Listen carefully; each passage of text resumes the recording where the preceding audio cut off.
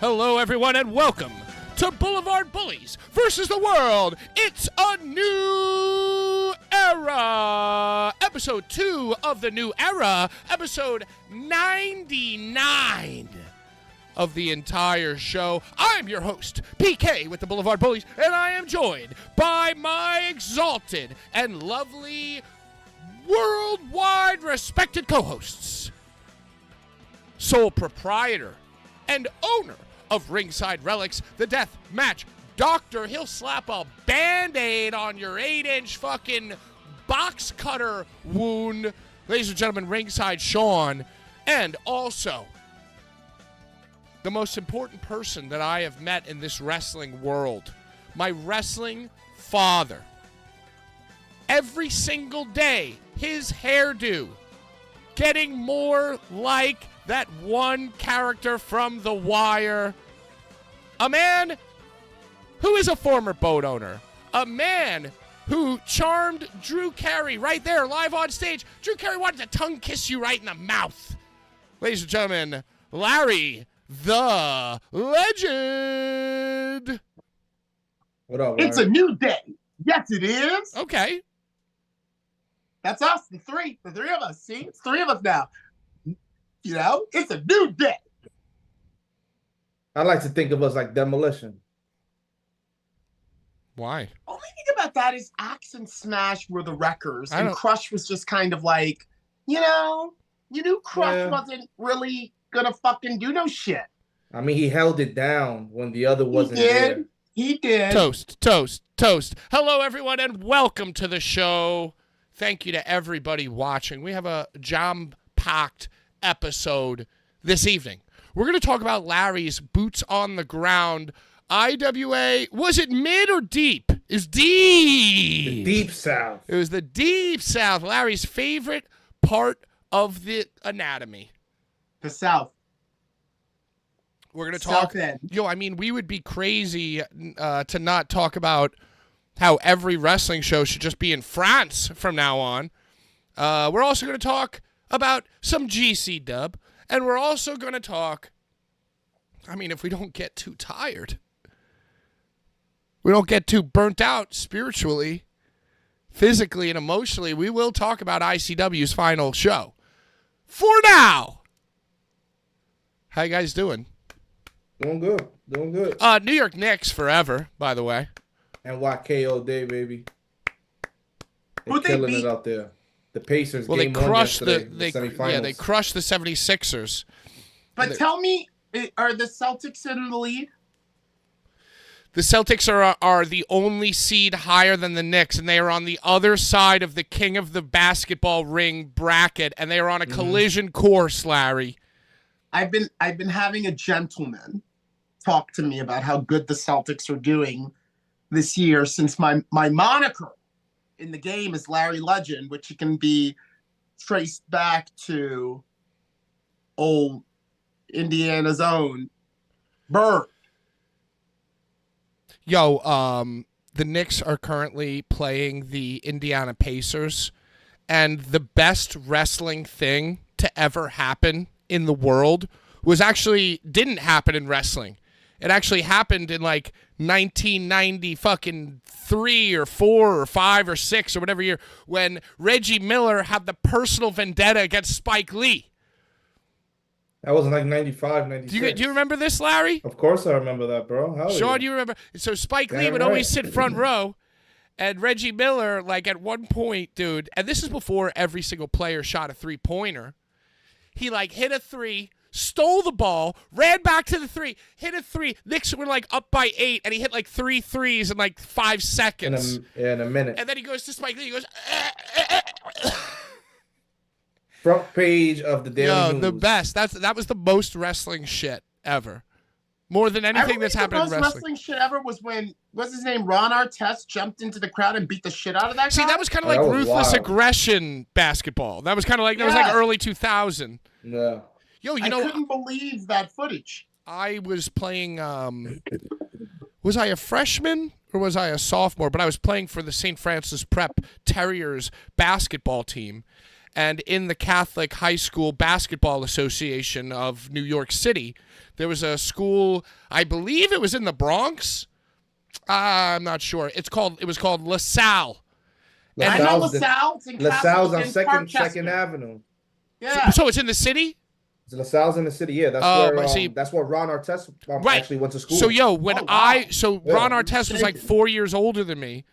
So like the Terriers, my school, played the LaSalle Artests in the finals. No way. At Fordham, and like the whole team like went to the show. Or was it? I don't know. I might have been a freshman and gone on my own. But Ron Artest was like a freak of nature, dude. He was just like dunking on like high school kids.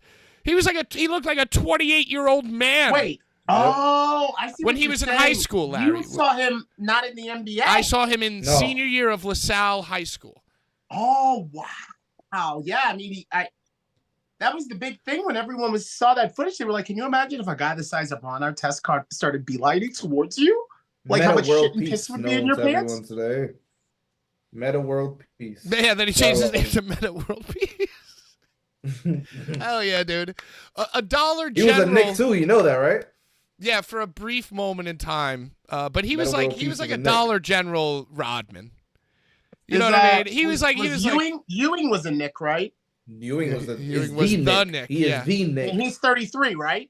Number 33, that is right. Yep. Indeed, yeah. So, Larry, on my 33rd birthday, I bought myself a bird and a Ewing. That's nice. Yeah. A Ewing. What was Pippen? 33? 33. Indeed. Hell yeah. Shout out basketball. Way to be. Shout out baseball. Eddie Murray, Baltimore Oriole legend, Hall of Famer, 33. Hamden Fields, a great ballpark that is over there down in Baltimore. Indeed it is. So how you guys feeling? But this is not the flagship show. No, this isn't the the flagship show. Sorry. Flagship show talks about Lamar. Yeah, we talk about basketball and real sports on the flagship show. How was your guys' week? How are we feeling without Bry? Wow, you know what, Pat?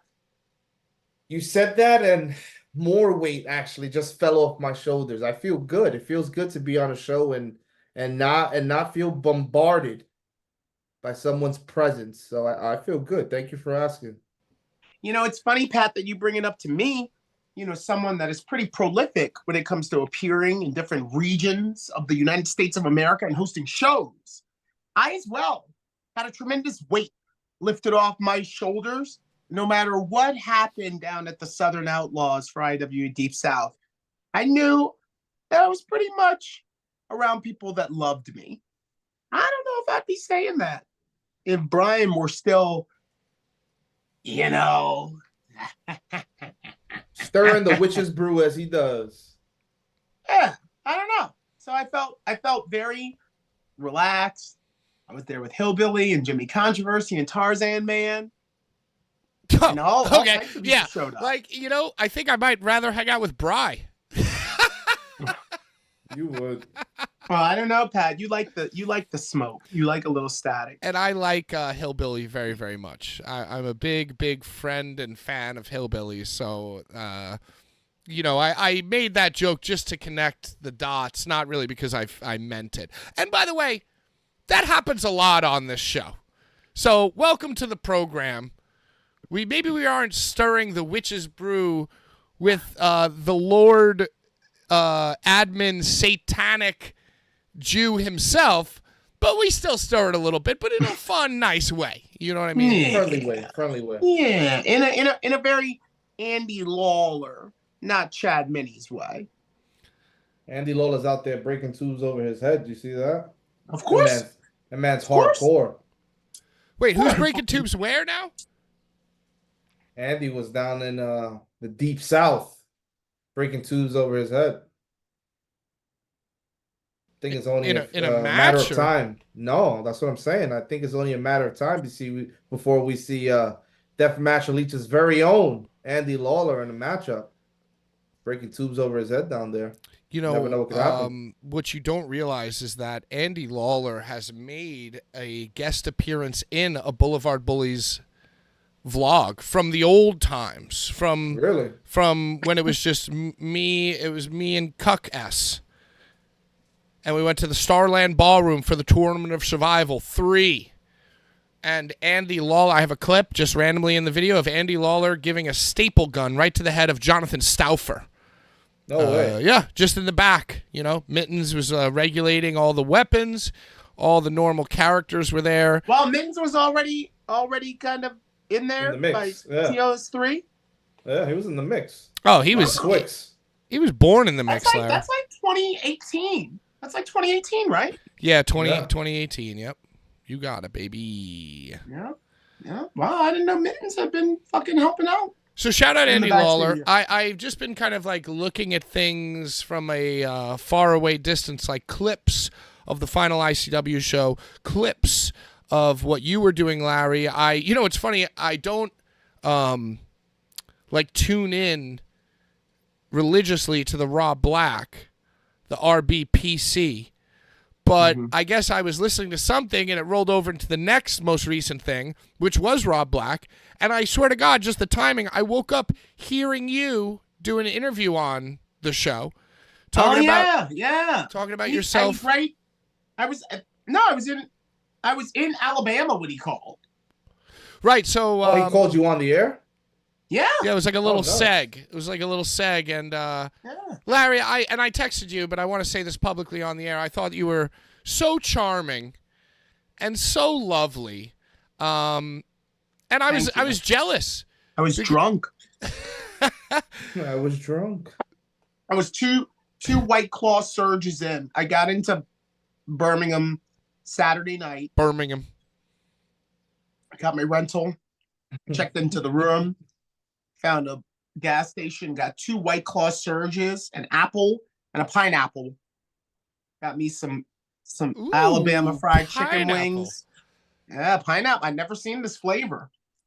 And I went up to the room and I was like midway through the second surge. And that's when I saw Roberto Negro. And I'm like, what the fuck? And I'm like, oh, it is around time that they're on. So I knew what it was. And I just started talking. Yeah, I was jealous. Sean, he was so charming, and he was talking about his fried chicken and his experience, and I was like, wow. He definitely had like his leg crossed with a fried chicken in one hand, and he's just like, oh no, dude. By the time Rob called right on time, I was done sucking them bones. Okay? I was done sucking the marrow out of the bones of them chicken wings, and I was like, I'd already had, post-match sig. Pat, you know what I'm talking about. Hell yeah. And this was a big fat boy sig post meal. Went out to the balcony, smoked that, came back in, started drinking some more of the surge. Bling, bling, bling. I'm like, oh, Rob, Well, you were very charming and you held it together. And I want you to not only recreate what you told him, but I want you to carry it over into your boots on the ground show day reporting. Oh. He scooped us. We're going to scoop him.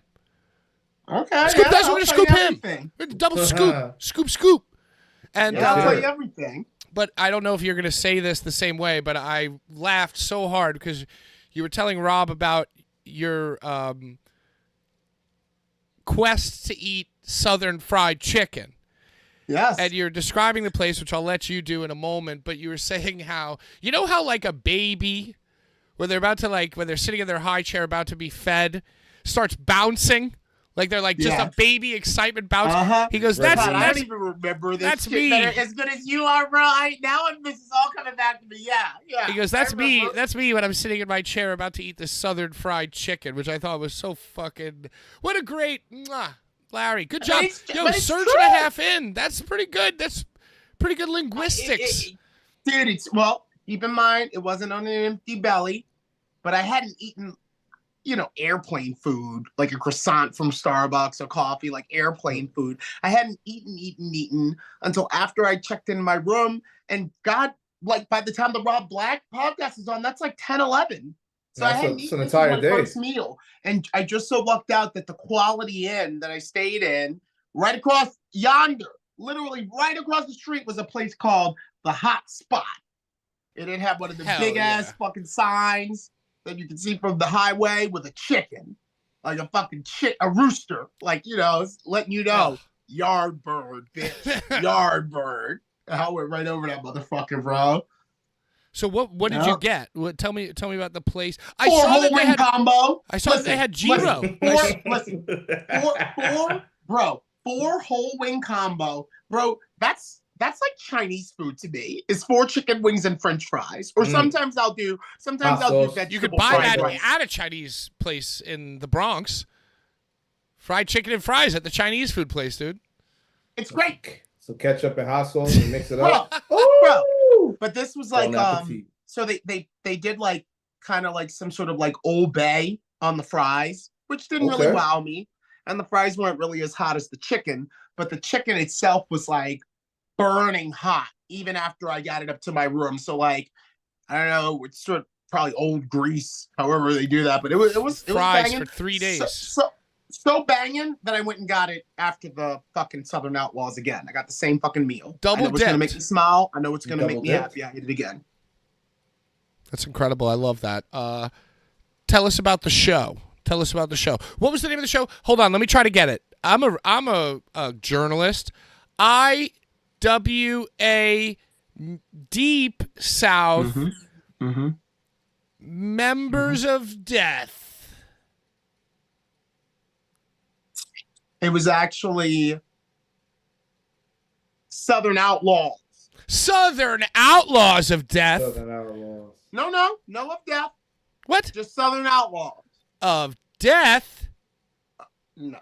Okay. But there was a lot IWA of Deep death. South. No. There was death. There was plenty of death. There was plenty of fuckery. I saw what the fuck's the guy's name? Jimmy Controversy? No, what's the guy with the mustache? The bald guy from NYWC with the mustache, Larry, that we love. Bam Sullivan. Bam Sullivan posted a tweet that said, I want to do IWA Deep North. That's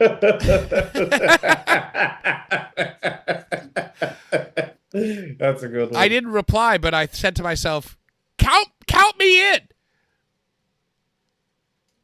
The Deep North. Yeah, instead of fried chicken, it's chopped cheeses.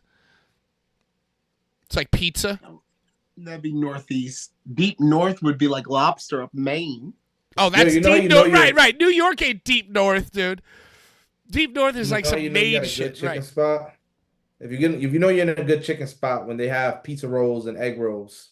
That's how you this know place I saw on Larry's story, they had gyros. Bro. They had gyros? Yeah, they had a wide variety of things that you would never order because of the fried chicken. Let me just explain to you what this place was. You will both be able to glean it right when I say this. All Arabic in the front, all Mexican in the back. Okay. Hell yeah. Okay. All right. Well, I mean, every single restaurant in every neighborhood of every city.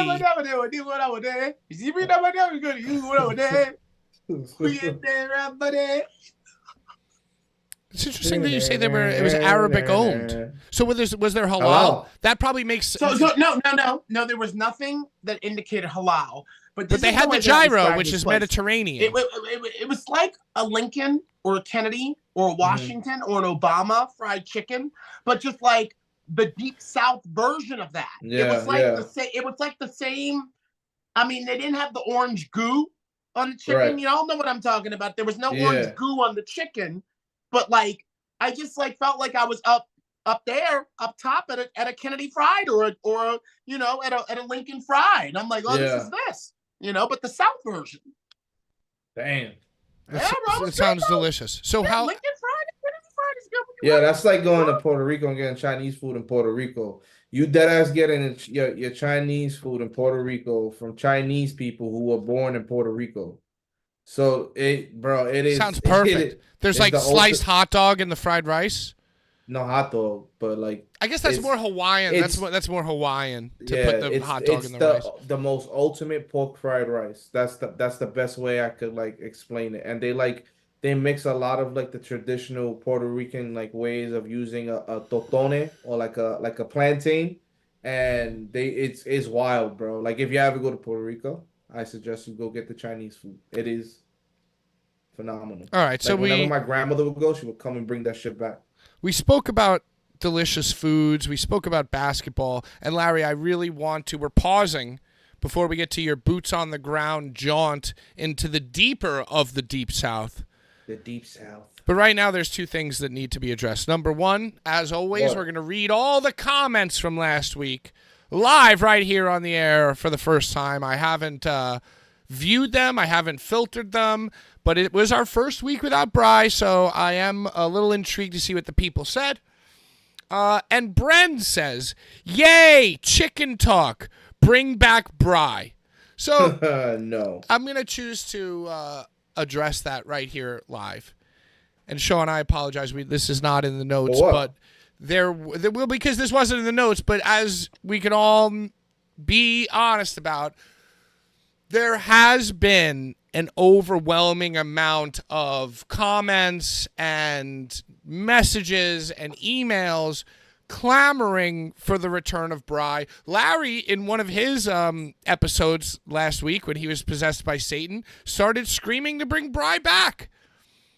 So I want to be honest with our viewers and admit that there have been internal discussions.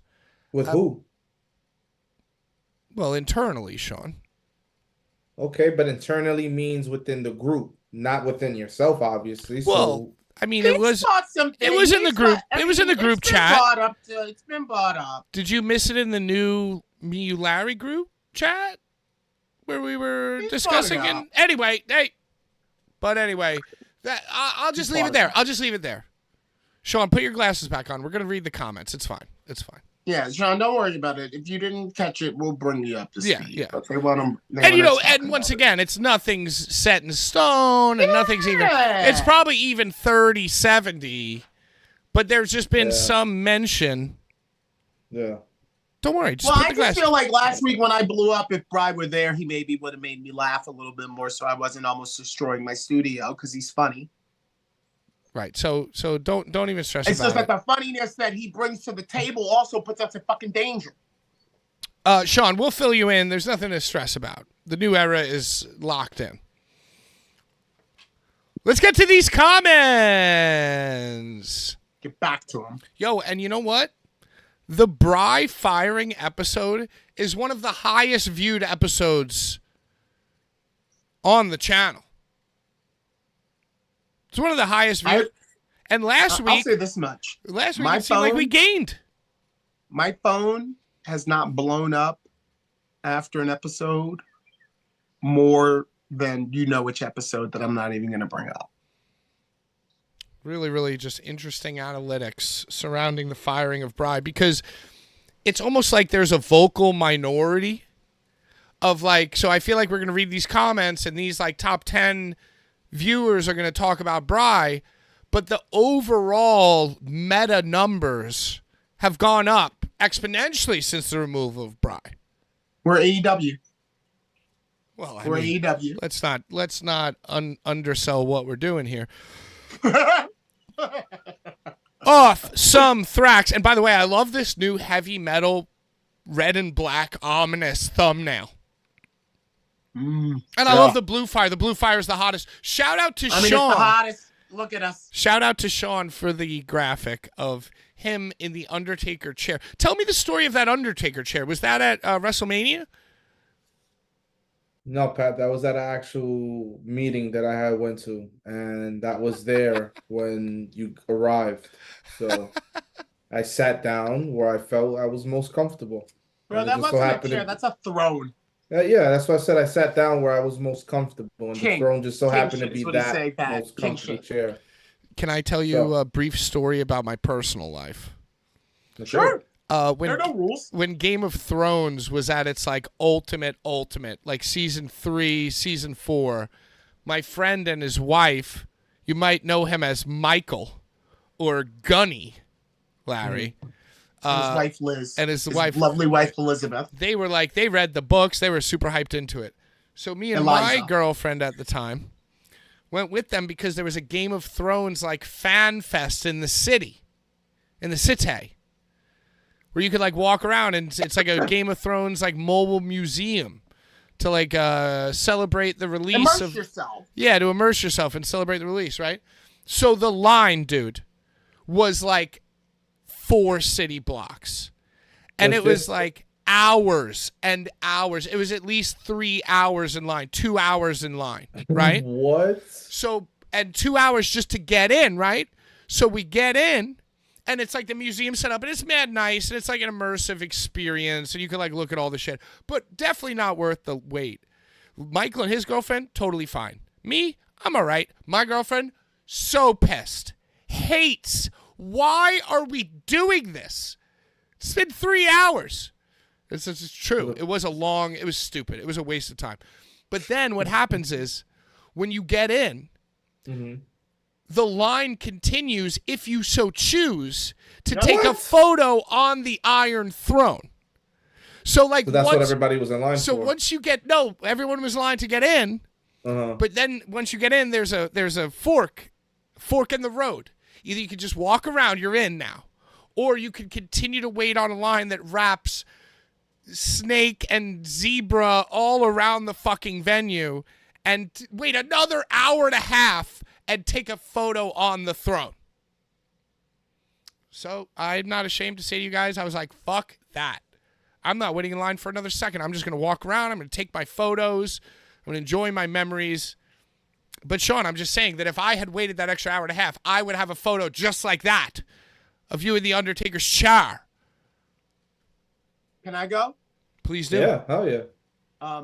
Towards the end of my time with Ring of Honor Wrestling, I was just like the live events host, which meant that like as people were coming into the different venues, I would be letting them know, hey guys, the Young Bucks are upstairs signing autographs. Kenny Omega's down here signing autographs. We got Minoru Suzuki here. I would just be doing that. Sean, you remember the entire time people were filing into Ring of Honor towards my end. I wasn't house show announcer anymore or pay-per-view backstage person anymore. I just was doing the live events. And we did a show in Lowell, Massachusetts, in this like very historic wrestling building called the Lowell Memorial Hall.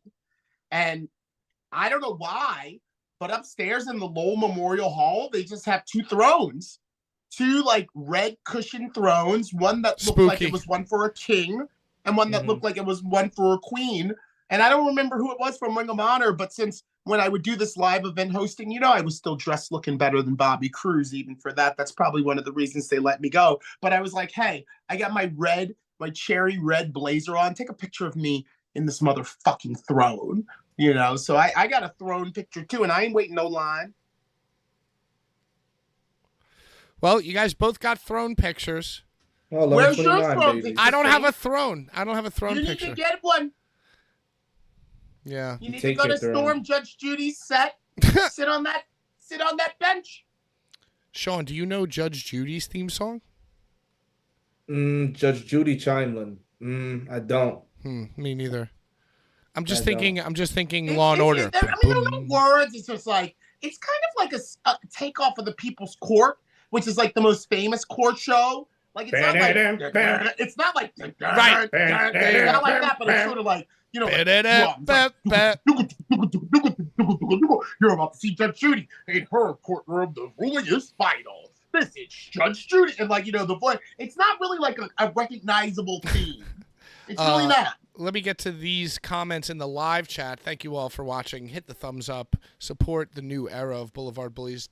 Captain Dave says, guys, let me explain this. The breakup of Blvd Bullies and Bry is kind of like breaking up with the Beatles, breaking up with ICP. Very sad, but the show must go on. Damn right. Duly noted. Bald Steve, shout out in the chat. Thank you, Captain. Says, Bry's never coming back, guys. Deal with it. Hillbilly in the chat. Tony Norman comes in and says, I'm here to support Brian. I'm gone again. I still love and support you, Larry. Bring Brian back. Bye for now. Alicia Cakey says, hey, y'all. Hey. What's up, Alicia? Alicia, what's up? Good to see you. Hillbilly says, what's up? Graham Ryan shouting out the former rim job section, which was my favorite section. See, I can get behind goofy things, but once you take it to a religious level or a weird, like, controversial, you're gonna get us in trouble. You're gonna get us in trouble. And kids, we don't want to get in trouble. We just don't want to get. We just don't want to be bothered. I don't need to. I don't need to fight for my right of lowbrow comedy. I don't need to do that. Like rim job section. That's fun. We could do a little bit on that. But there are other things that I don't even want shown on camera. I don't even want associated with us. It's ridiculous. It's not funny. It's weird. Anyway. I found out this weekend. Oh, wait. I want to get to this weekend, but let me get to blah, blah, blah. Okay? Yeah, everything's fine. Everyone's cool. But let's get to comments from last week. If you comment on the week before, we read them on the show unless they're absolutely fucking depraved. Also, please feel free to super chat or donate or become a member. Yeah. Tell a story. But listen, you know what? Brian used to give away his junk to you, and we no longer will give away our junk to you. Maybe a special day, a special time, a special thing. We'll give some stuff away. Are we gonna show are we gonna show our shit? What shit? Didn't you say wasn't this like last week you were like maybe instead of giving away shit, stupid shit, we'll show our stupid Oh, like shit. a show and tell. Did I say that? I got something. That's I got fucking something. brilliant. Oh wait, am I getting into the comments? Because I don't want to. No, go ahead, please, Larry. To the Please. comments. Please, without Brian's off-the-hinged beatbox behavior, I have a lot of show to fill up now. So please, go ahead. I'll show you a Christmas gift from my mother to me of my very first favorite wrestler ever. Hold on. Would you look at that? Wow, I got that for Christmas. Oh, my Me goodness too. gracious. I sold that. 1997. Yep, me too. Wow, that was a good Christmas. Yeah. You see, it's dusty because I don't take care of my shit. Wow. That has got that for Christmas. That was a great you and me gift. both. Both of us 11/29s. Our moms were thinking right. Wow. And I also got Snooker. I got Stone Cold. I got Stone Cold and Andre. So sick. Yeah. Yeah, you know, I forgot. From I forgot that I 1997. even said that. Thank you for dating that, Sean, because I was trying to remember which Christmas that was. It was 97. You're absolutely right. 97. First Good year. First WWF Hall of Fame inductee ever, Andre the Yep, Giant. Andre the Giant, First one ever. 1993. Yep. Wow, that was amazing. I mean, I'm not prepared because Oh, you gotta have some I don't shit remember, laying but around. next week for sure. Next week for sure, we'll do a show and tell. Sean, you got some cool shit? Show it. Do I? Yeah. I have so much stuff, man. I don't know where to begin. Just one. Just give us All one. right, hold on. Yeah, this is a What? good idea. I liked it last week when you kind of suggested it, and I know I was drunk and high. Me too. I forgot. I forgot. Yeah, I was like, I like that. We show our shit. Instead of giving away Crouching Tiger, Hidden Dragon on tape. You know, like, There's a big ass. is that Ric Candido? Flair. That's Flair? Yep. It's a WCW giant. Flair? It's a giant Galoob Flair. Wow. It's a Sid, a Sting, and a Flair. The best one I think that I saw was the Flair. Unboxed. Flair. I wonder what the packaging looks like. It was it looked like a big Barbie box. Speaking of Flair, did you guys see the video of Flair I losing didn't it see on it. losing it on the oh people at yeah. the bar? Somebody I didn't see it. was I just smart heard enough. about it. Somebody was smart enough to record Oh it. man, bro, did he go off? He went off. He was That's like, "Come me. outside." That's He was basically like, me. "Man." That's me at the Bro. bar. That's why I don't Did go he cut a out. promo? Did he cut a promo? He was went like, "Oh, off I on just the put guy. you over." He's like, "I'm just coming here and put this restaurant over with my friends and my family." They were like, "You gotta go. You gotta They're go." like, Was he dude, drunk? Was yeah, he he was slurred? he was He wasted. was Flair. He was just Flair. It was afternoon. fucking He had hammered. lunch. He had a few drinks. He was chilling. hammered. It was broad daylight, and he had his like God. weird new style like golden embossed jacket suit on, and he was just fucking wasted, being a dumbass old man, fucking drunk customer. He's Hey, like, "This guess ain't what? good. This I isn't bet you good." that would never happen on WWE's watch. Nope. They would have a handler.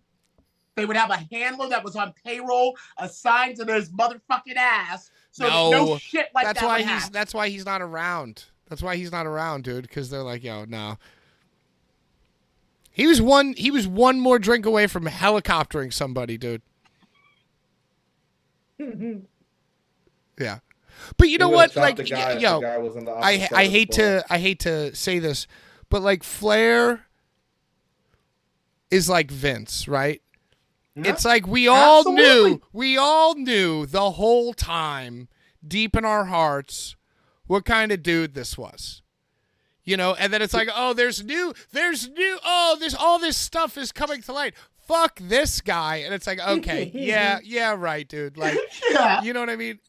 And it's like, oh, like those same people who are like, Ric Flair, you need to like go away. First of all, the guy survived like a near-death heart attack, stroke, fucking.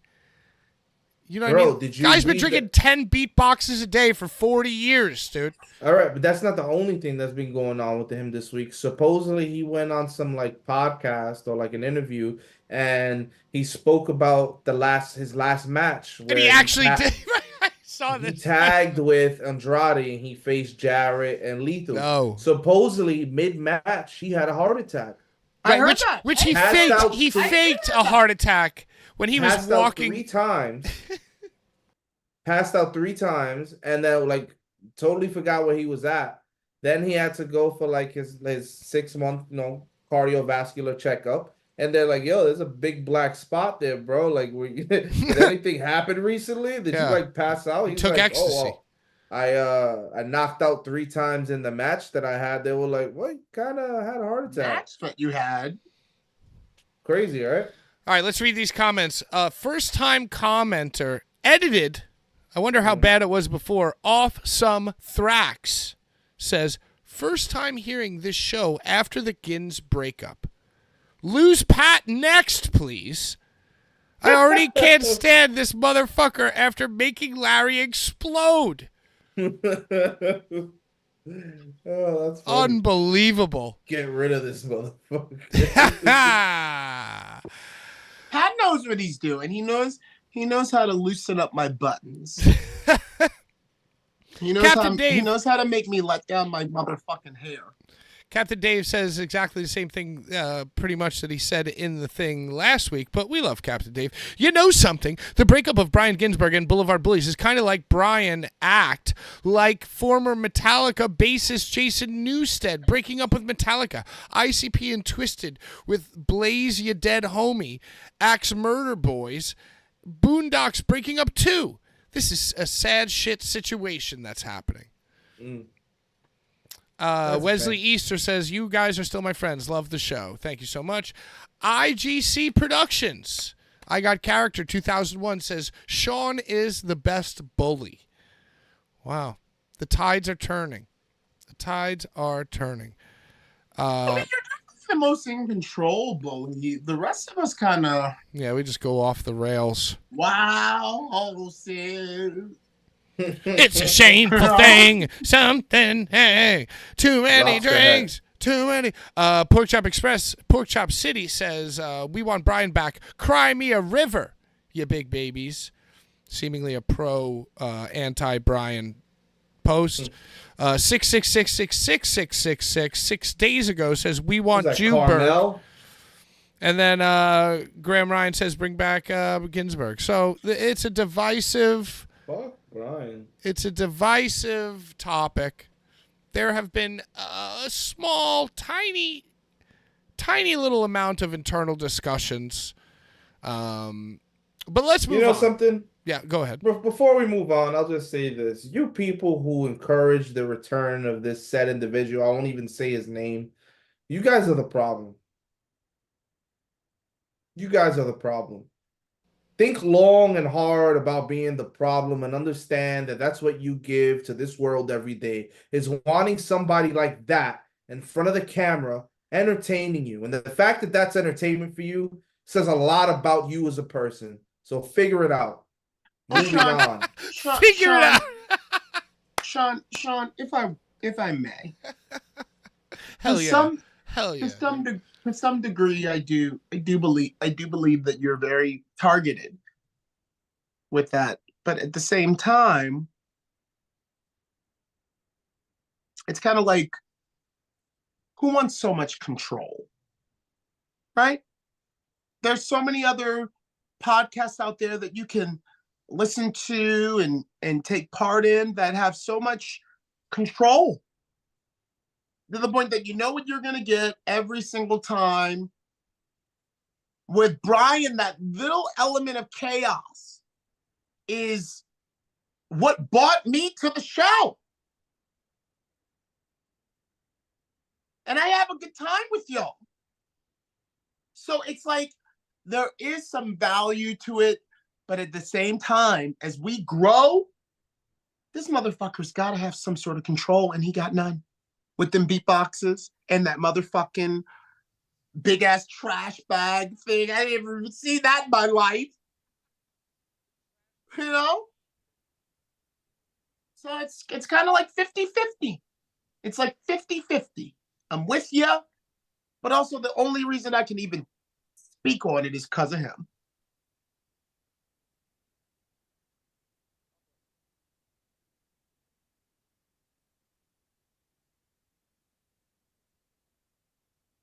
Okay. That's fine. I'm saying, That's fine. you know, I'm with you. You know what I heard this weekend down at the Deep South? Somebody said to me, I'm not gonna say who, but I'll do their accent. They're like, "Yo, Larry, you're pretty much excommunicated from the LGBT community." I said, "I am?" He was like, "Yeah, you know, they say you're not one of them no more. You don't represent them." Huh. I was thinking to myself, wow, I feel like that they represent me.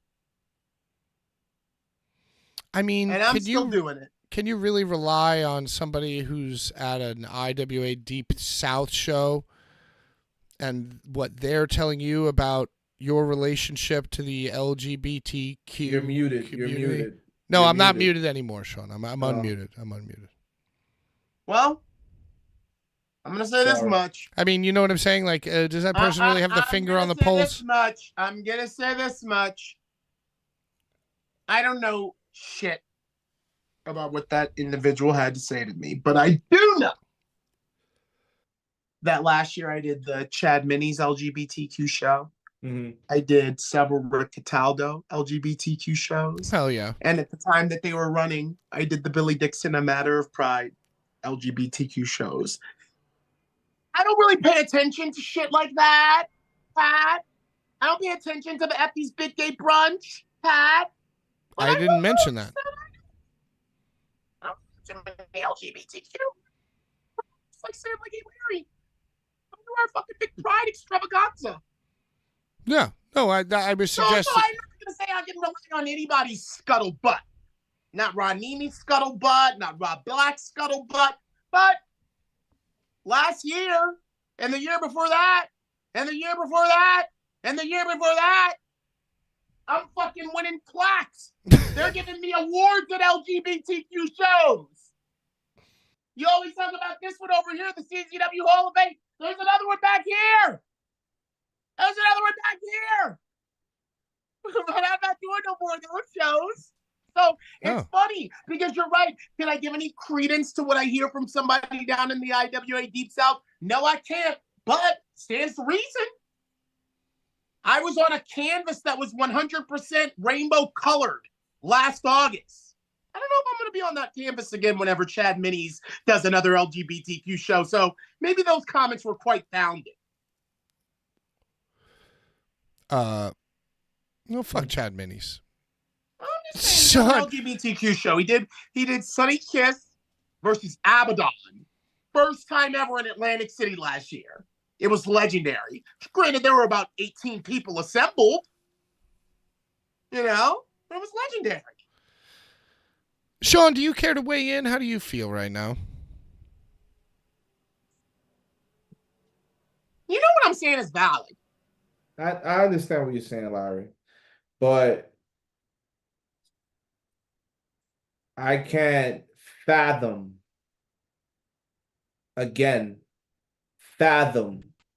sitting in front of my screen, engaging in conversation with such a vile, disrespectful, and unworthy of my time individual.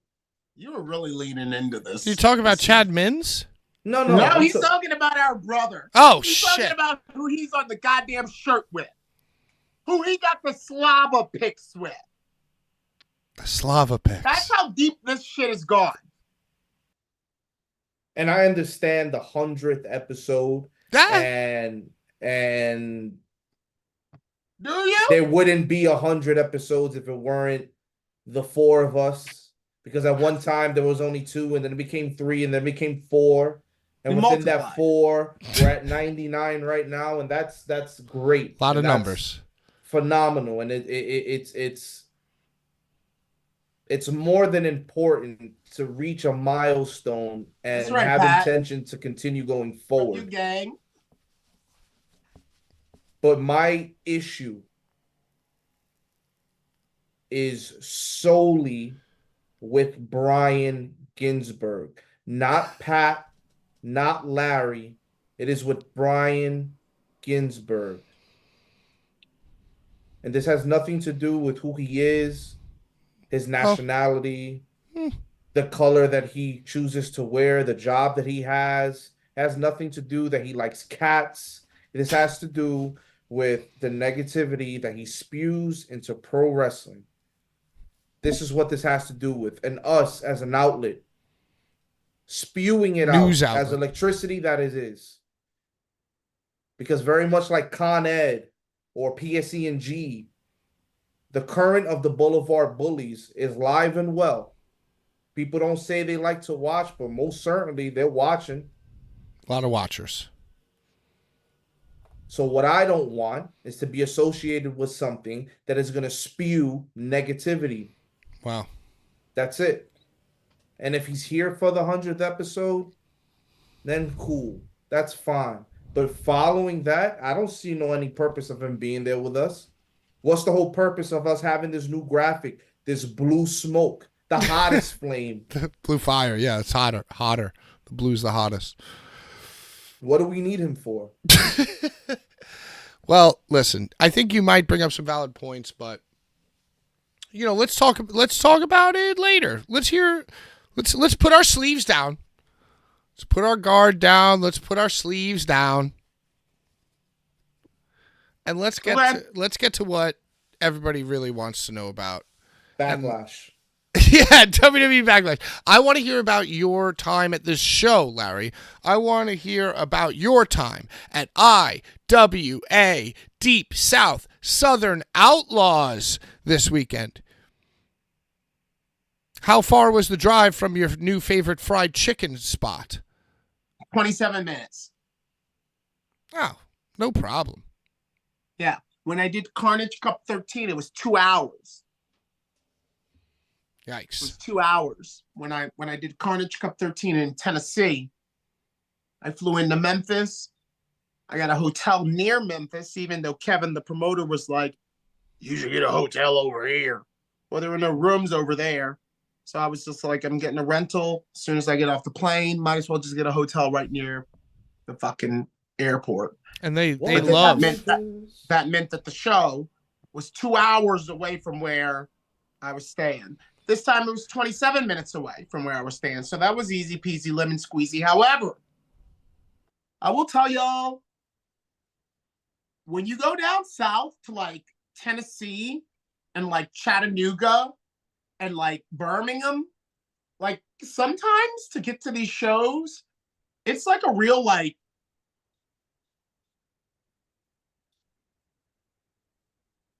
you understand what I'm saying? Like I'm talking about I'm saying like the last like 7 minutes of this 27-minute drive, it was like off the main highway and onto like some shit that was like back roads. What the fuck am I? Oh God, this is a street. Oh, a drive. Is that a driveway or another street? Like this shit, like, so it was very anxiety inducing just getting to the motherfucking address. Then when you get there and your Google Maps is like, you're here, you don't see nothing but like woods and like shit. You're not seeing no wrestling shit. You're not even seeing other people. So I'm like, oh shit, I don't want to go down the wrong driveway. Okay, do you understand what I'm saying? I don't know where I am in Birmingham Hills. I don't want to go into the wrong driveway and be like, oh yeah, I'm just some guy looking for the wrestling and look at me, I'm black. So it was like very like anxiety inducing to get to this shit. That sounds like the by ultimate myself, tournament of death by experience. myself with no fucking Ron Neely next to me, no Pat or Sean or Brian, no Road Dog, by myself. And finally, when I saw like an assembly of cars and a ring and fucking lawn chairs, I'm like, all right, I'm good. All right, this is it. I'm here, thank God. Yeah, sounds like Lord, TOD. I fucking made it to this shit. Sounds like old school TOD vibes. Yes. Yeah. Yes, Pat. Those first years where it's like, is this it? Yes. Yes. And we're like, is this it? We're like walking down like, yo, where are we? What are we doing? You know? Yes, yeah. Pat. That's the real 100%. vibe. Those are the vibes, dude. I mean, yeah, that's kind of what makes a Carnage Cup or a Southern Outlaws bad. But it was like, just like as a performer, you know, wanting to get myself all psyched up and in my hillbilly gym wear and shit. I'm like, oh God, please let me make it to this shit because I don't know. Oh, Larry, I didn't watch it. I didn't watch it. I didn't see any photos. Tell me what did you wear? That's the most important. Well, I wore this Masonic patterned flannel, black and white, you know, because I'm into that cuck shit. And you know, I wore the fucking you know, the overalls, the hillbilly gym. I wore what hillbilly wears. Hillbilly and I are often dressed the exact same way at these shows. He has the overalls from Walmart that have the red zipper right here. I have the ones that have the green, or vice versa. Either he has the green and I have the red, but we literally wear the same thing at these Carnage Cup shits. And it's the Walmart blue overalls, this fucking checkered deal, and of course the red XPW tank top because it was hot as fuck out there. I didn't wear my trapper hat. Remember, I wore that for the Carnage Cup because it was October. It was cold. You know, it was hot. So, you know, yeah, I just, you know, there's a Southern fried lair. There's a Southern fried outlaw lair. And that's the deal that I give for it. And until we grow. You had the fried chicken buff. I didn't have fried chicken. At Carnage Cup, I started off the show with fried chicken. You had the buff, dude. You had +4 fashion, +4 charisma. Oh no, charisma was on 100 milli. Right, but then you had the buff as well. Yeah. So that's great. So tell us about the show. Did you commentate as well as ring announce? That is your new. This is a Robert Black. Roberto Negro production. This is a Roberto Noir production. That means Lar's doing it all. Backstage, in the ring, at the table. You know, I'm doing it all. So what? So basically, Rob gave this promotion the green light to use you and other wrestlers of XPW and stream this show on XPW, but Rob did not, like the promoter and the people there hired the people to stream and hired the crew. Icarus earlier in the chat shouted out like the crew that was there. Apparently it went like better than last time. You care to talk about that? I want to just fill me in as a layman. Because I want to run a show under the Stream XPW umbrella. I want to do Brooklyn No Rings under the XPW umbrella. What do you think about that? Well, before we get into that, Larry, my question to you about the show is, why the hell were the cops there? Oh, dude, yeah. Andy Lawler posted, it's like, and we're done. Can I do Pat first? Yeah, please. So Rob has this Stream XPW site. It's just a wine cooler.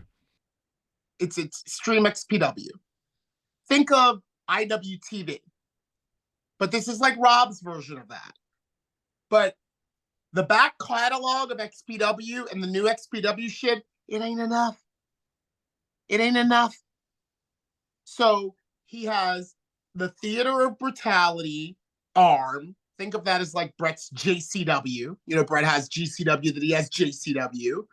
And then he's got this new IWA Deep South content. Think of that as like Brett's like, I don't know, doesn't he do like some drag shows out in LA? Doesn't Brett have like a LA Nights show or some shit? Like, whatever. That's all it is. So the way that you get on to Rob's shit is to use the same guys that Rob uses for his XPW productions. So the Icarus team gets hired by said promoter, who Rob has probably already talked to about, like, hey, can I use Larry instead of if I have Dirty Ron on? Oh, yeah, I want to have Schlatt or whoever. And Rob's like, I don't care what you do. You use my guys, it can be streamed on my site. It's not rocket science.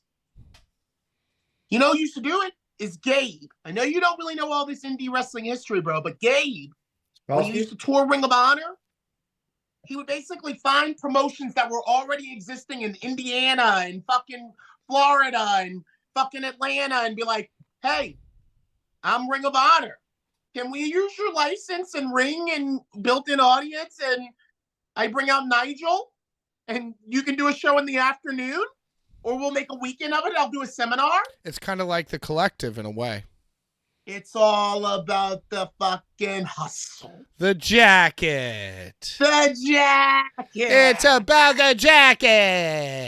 Yeah. So you can do a Rob show, but I'll tell you the way to, or a show that's streamed on xpw.com. Start with Icarus and his whole crew, who, yes, friend of the Bullies, did a better job than whatever crew XPW proper used for the LA church show, because we didn't get no feedback for this IWA Deep South that, oh, the stream, it's frozen. All I see is Larry in the ring going like this. You know, we didn't get any of that from this. Huh. It went off without a hitch. Huh. Well, I mean, I guess my only trepidation would be, the now fractured relationship with Bri, but whatever, we'll get into that later. Hey, I don't care. Look, Larry, give me some in-ring highlights of your evening, announcing and performing. We're getting some comments in the chat. Much the commentating, the guy Captain York Terry, way more let's have a good time, Larry, than Chris Kloss. Uh-huh. Way more like, hey, I know ya, I know your shtick. Let's have a good time. And I'm not saying Chris was a bad partner, but Chris and I had to learn each other, learn each other's who's going, oh, I'm doing my scream right now. You do your cussing thing right now. We had to learn each other at Carnage Cup 13. Me and the commentator this weekend, Captain York Terry, we just fucking acai moonsaulted off of each other, sold for each other. Jokes, quips, and everything, I think it went off really well. So, I mean, I'll say that much. Much seamlesser for me to do my thing in the ring and then sit down and do it. And not taking anything away from Chris Kloss, but I had an easier time just being me, I will say. Hell yeah. Well, we're getting compliments in the chat. It was awesome. Sean, did you watch this extravaganza? No, I haven't had the chance to, but I am going to be watching it. Oh, but Sean, to get on to what you said about the cops. Yes.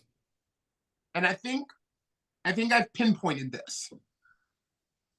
I don't know if y'all know this, but the body popped up at this show. If y'all don't know this, all the way from the Great White North, someone whose name I never thought that I would be mentioning again in this type of context on our show. But the body popped up at this show. And he fought the Hardcore Hillbilly, who was scheduled to fight somebody else.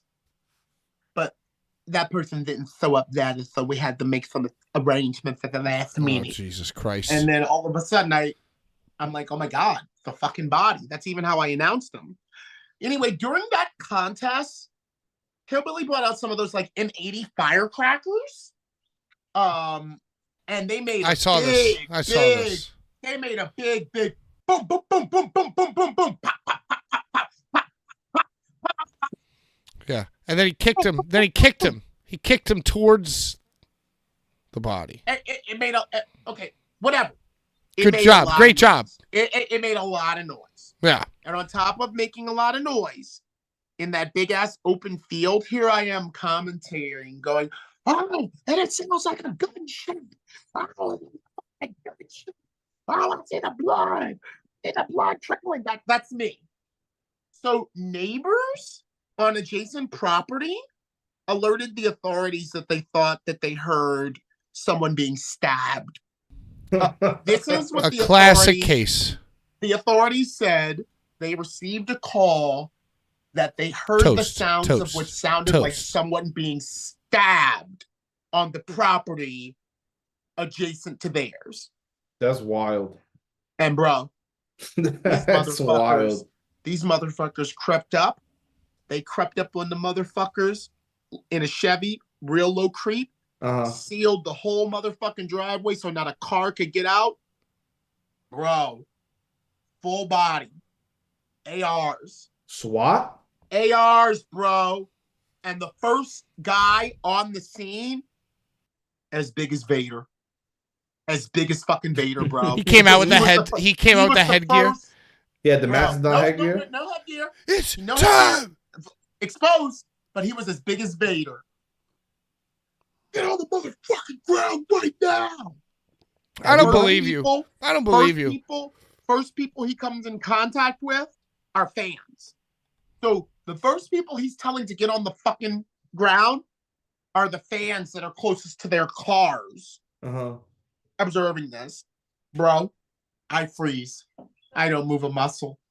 I put my vape in my pocket. I put my cigarettes in my pocket, and I don't even move. I don't even move one muscle when I see this fucking guy telling people to get on the fucking ground. Holy crap. As he gets closer to the ring, I swear to you, his mouth drops. He goes, "Is this fucking wrestling?" That's what he says. I audibly heard him say this. Is this fucking wrestling? Stop it. Mad people go, "Yes!" He goes, "Oh my fucking God." So like hands in the air, what the fuck are we doing? Like walking back to the rest of his team, the deputy that's in all brown, the sheriff. Them niggas was all the way in the back, and the sheriff and shit in all brown, in like uniforms, walking back to them to be like, "It's wrestling, guys. It ain't it's nothing. We're responding to nothing." They thought it was like a crazy sex cult. Huh? They thought it was a sex cult. Well, I don't know. They thought it was a problem. It was a problem.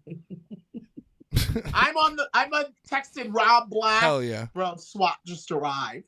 He's like, "I love it. Are they filming?" Like, Rob. I'm sure Rob was chomping at the bit, wishing that. Well, Sunday is Rob Black Family Day. So I guess he's got Major and Brock and Cat Martini at the beach. Negro Family Day. Shit. Negro Familia. But I'm texting him a whole hour behind, talking about, SWAT just arrived to this shit. So somebody swatted you. They keep filming? I guess they weren't SWAT because you're right. They didn't have the headgear because I clearly remember this guy's face and head. He looked like DJ Khaled. But he was like wide as shit. Yeah. Another one. And it was pretty scary, but like I said, y'all, I just froze. Rob called SWAT. I froze. We figured it out. I've seen a motherfucker get killed. I've seen someone actually get killed at one of these. Oh, yeah. So it takes a lot to scare me. After you just seen a motherfucker killed. Can you imagine falling, just exposing your kidneys on a bed of nails and barbed wire, only to be shot by overzealous SWAT team cops? I mean, they definitely set up a perimeter before they went in. Like they definitely didn't just rush in. Who do you think? Do you think you guys got swatted? You think somebody? So you think it was a neighbor? You think it was a civilian neighbor? You don't think it was a powers that be swatter? So Pat, what did I just say? I know. When I was driving just confirming. Up to this just shit? Confirming. What did I say when I was just driving up to this shit? There were several offshoots, driveways. There were people. You could see the other property and the homes or trailers of other people around. So you don't think it was Brian? Pavilion. You don't think it was Brian? You don't think Brian called SWAT? Did you? Do you? Do you think Brian called SWAT? Well, Pat, I have the facts. I have the facts. Go on. And I've already stated the facts. Okay. That a neighbor called and said they heard what sounded like someone being stabbed in an adjacent. Brian doesn't know the address for this thing. The address Doesn't he? For things like this are not on the flyer. Doesn't he, though? Huh? Nothing. You think Rob set it up and was like, Brian, call the cops on them so I can have a controversial Listen, thing I'm happen at my I'm show? not saying that. I'm seeing that people are piecing it together in the chat. People are also saying that Brian probably doesn't know the number to 911. No one knew this is an What undisclosed are we location. talking As a about? matter of fact, from announcer to announcer to announcer, you know, when I first went out there, I was like, we are live in this place. I'm not going to say where we were. As soon as I get over to the commentary table, 5 different people come up to me. Larry, don't say where we are no more. Just say we're in, you know, the deep south. Just say we're in the deep south, you know. We can't let people know where we are. So maybe you're onto something. I think I obviously am. Did either of Larry, I know you were traveling, you were boots on the ground. Any final comments about this show before we move on? Take a look. Take a look at it. I'm going to say for this reason only. Apparently, XPW Baptized in Blood 4 was, the production was just like not good. Yeah. I guess it's been edited and cleaned up on streamxpw.com, but if you want to see a really great sounding sounding show and looking show, Tune into Blvd Bullies every Tuesday live on that's YouTube. A good one too, 7 and I'm on p.m. it. So yeah, I could tune into Eastern anything I'm Standard on. Time. But this is for, go to streamxpw.com and comment on that. Why don't you make a comment on what I just said on this podcast? How it looked. Do we really want to? Oh, you want me? Do we really want to? You want me not on here with you? Just be you and Sean? What? What are you saying? I mean, I'm on it both.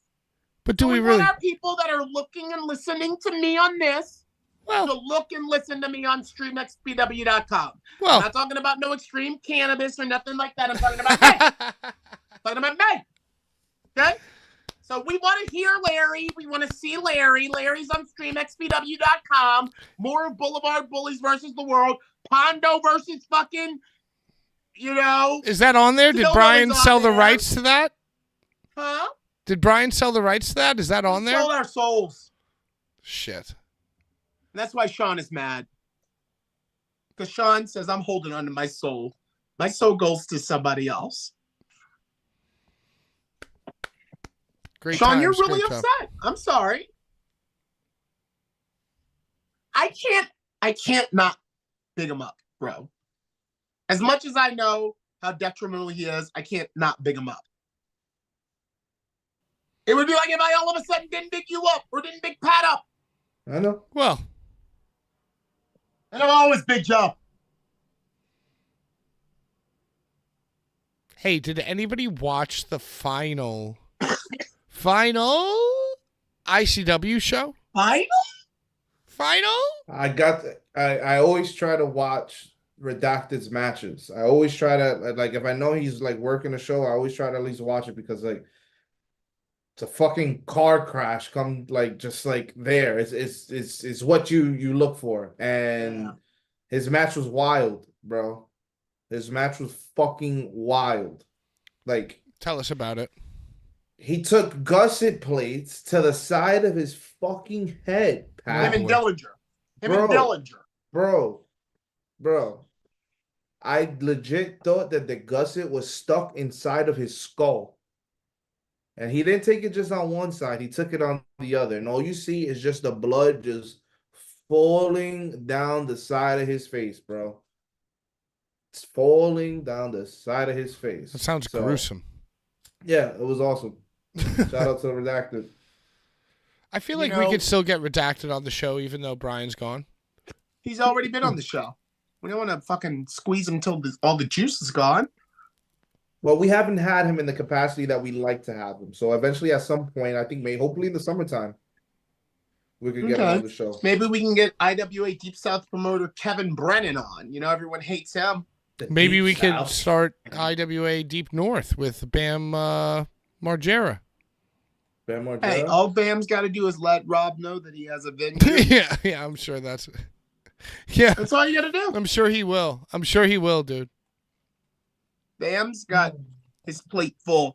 What were we talking about? No holds barred. Let me tell you what I saw, because I saw bits and pieces. First of all, I saw a massive group photo, perhaps the largest no holds barred group photo that there ever has been, very adjacent to Showboat GCW group photos. I saw a massive one. So I definitely saw that. I saw Atticus Cogar, the final nail, take the no holds barred or the American Deathmatch Championship. Or was it the IW? I don't know what it was. What did he take? He took a belt, right? Yeah. I think it was the right decision. He took Tremont's belt, whichever belt Tremont had. Tremont beat him. Hoodfoot. Came out as he beat Hoodfoot for the American Deathmatch. Came out as Atticus is the final champion. Came out as separate ways. Came out as separate ways tree. Toast. Came out as separate ways tree, I believe. Right, Sean? Am I right? Confirm. Yeah. Yeah, came out as regular Matt for the main event of the final ICW show ever, 63. And he lost. Right. He emerged a loser. Because that's what Tree does, because Tree is the closest thing we got to like Terry Funk out there right now, dude. He's in the latter stages of his career, and he's putting on stories opposed to matches. And I think that's what you take away from from the young kids, the next generation over. So yeah, I saw that. I also saw Matt Justice and Hoodfoot. Saw some of their battle. What I saw in particular was Matt Justice go off a stage and do a cannonball dive on the Hoodfoot. Oh, yeah. When there's a thing to be jumped off of, Matt Justice is there to jump off of it. He loves it. He loves jumping up things. And why wouldn't you? Yeah. So I saw that, and I saw he's jumped off of so many things that you can't deny that his gimmick is the guy that jumps off of the things. I think they said his first appearance for No Holds Barred was 3 or 2. Yep. And look at that. Yo, you know, 60 later, he comes back. I actually have to say that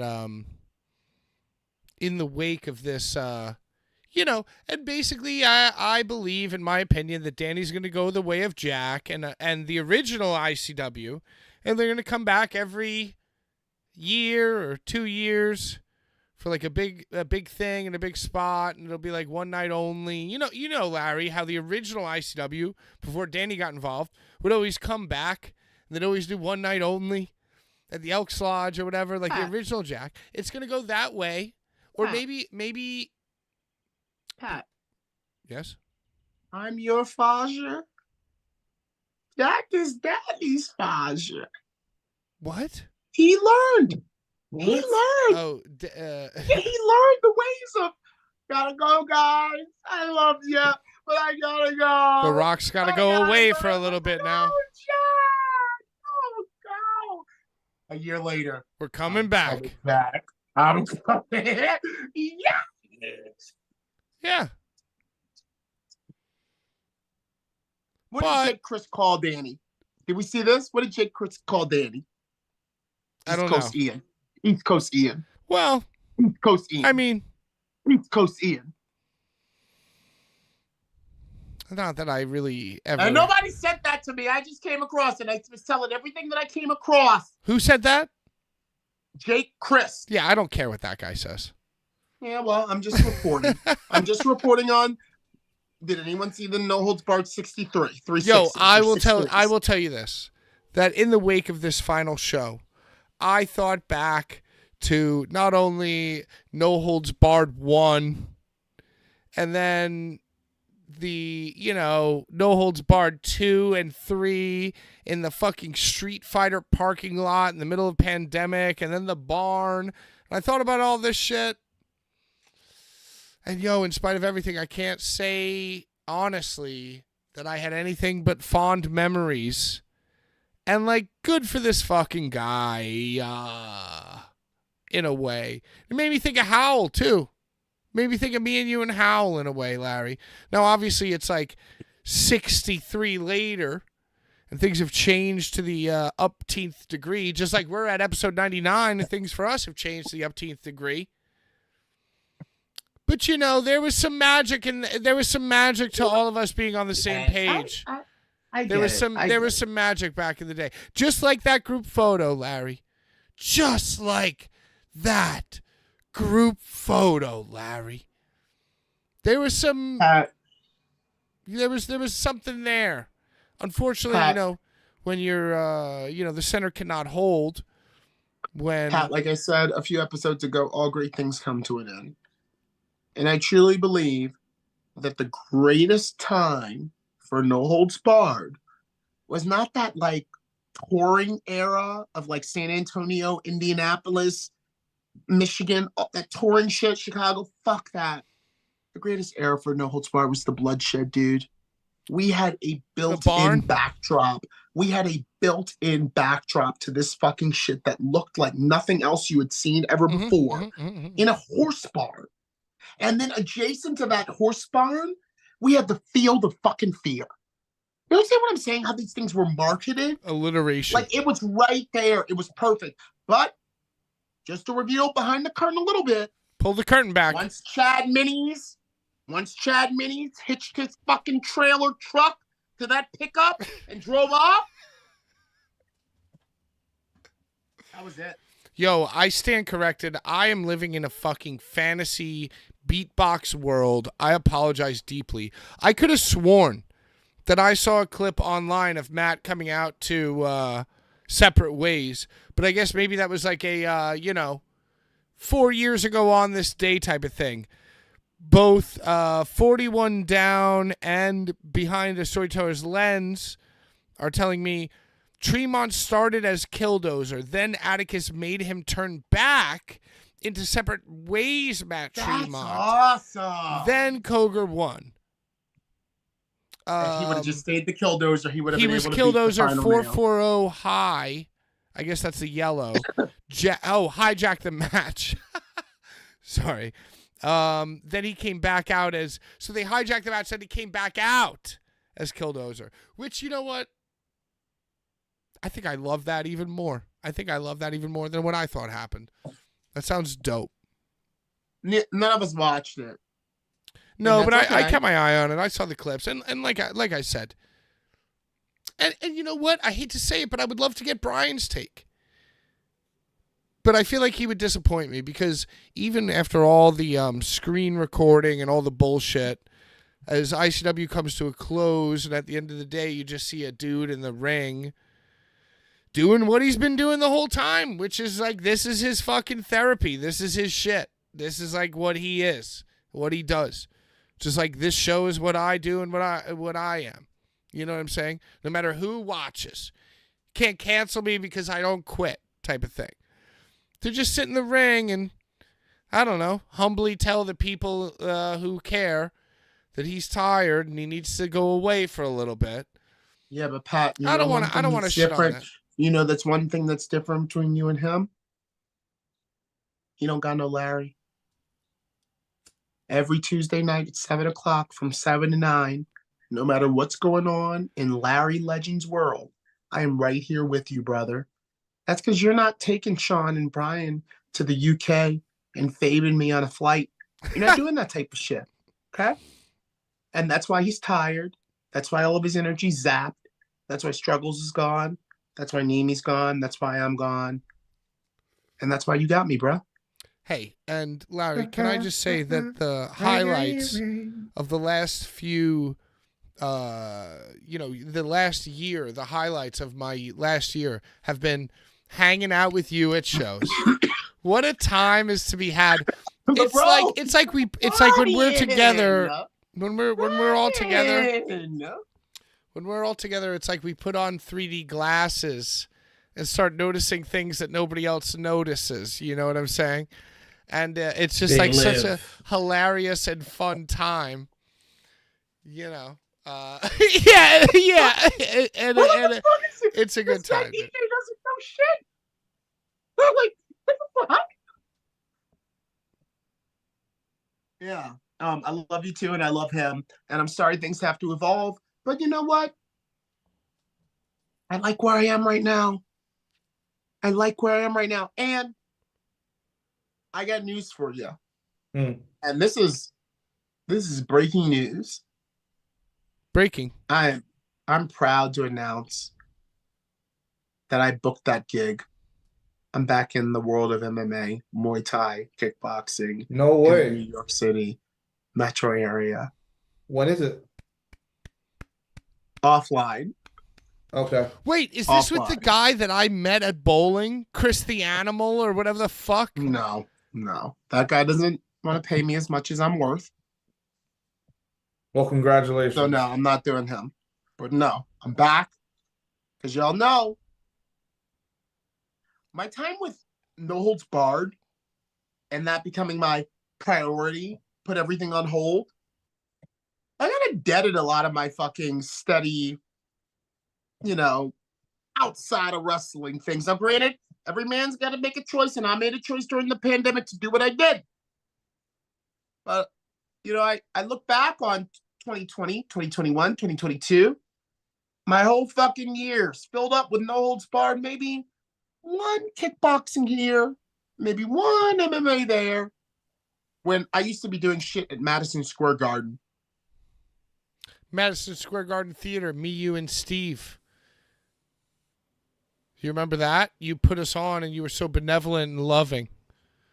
That was for Glory. That was for Glory Kickboxing. That was for, you reminded me of that and I didn't even remember it. But yeah, that was for Glory Kickboxing. Oh, okay. That's Mr. so Big dope, Shot. bro. Yeah, bro. I did a lot. I used to do them all the time. Pat. We used to do them all the time. And then, pandemic, everyone tightens their belts. It's like, I can't really, we got a local guy, but my interpersonal savvy, my ability to build relationships means I don't need to rely on them. I already been there, done that, got the t-shirt. Now it's time to get more of them. It's time to get more of them now. I only got one of them from the kickboxing world. It's back there.